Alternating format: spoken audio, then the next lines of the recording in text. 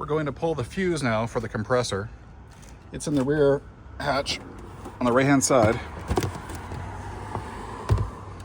And it's a 40 amp fuse, and in mine, it's this one right here. But there is another 5 amp associated with the ride height controller. But best thing to do is look and check with your card, and it'll tell you what they're for.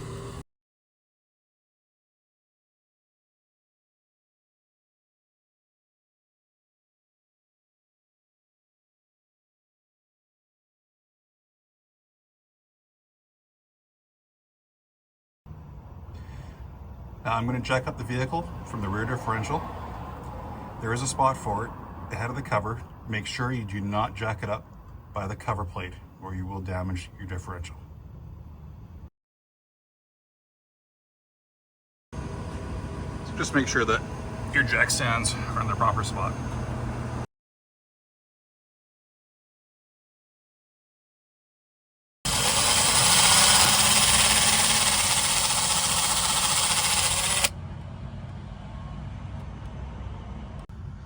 Now that I've released the air, these are very easy to take off and they're very soft.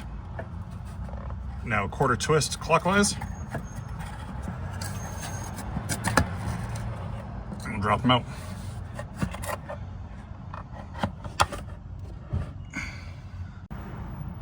Now I just have to remove the line. So a 10mm wrench. I'm going to take off the hardware here, so then I can transfer it over and take off the dust boot.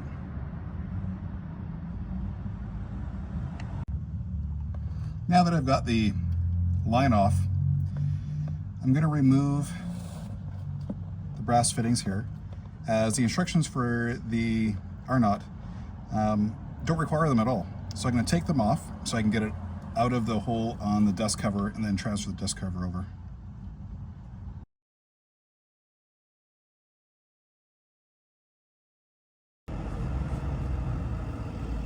So here's our BMW ones, and these are the replacement R-Knots.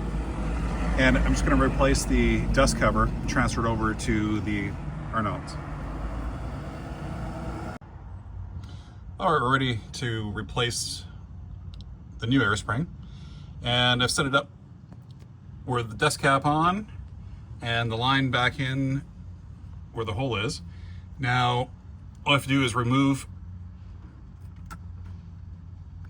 this piece here, and without doing any adjustments or anything else I got, it's just pushing the line in as far as you can. So when installing it, a little bit of upward pressure, and if you start at about 90 degrees to where it should be sitting, it goes in and you twist it 90 degrees counterclockwise and it locks in. And now we'll be pulling it down, try and meet with the upper control arm.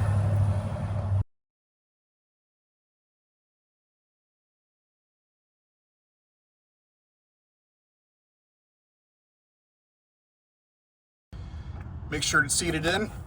You can pull down on it, make sure it's seated, which it is in this case. And there you go, it's locked in place.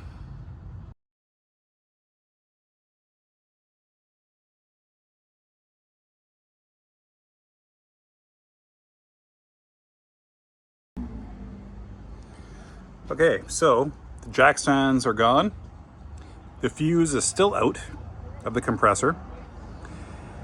And we're gonna lower the vehicle, but most importantly, we're not gonna let it bottom out. There is no air in those air springs, it won't hold anything. And if it bottoms out, it could damage the suspension. So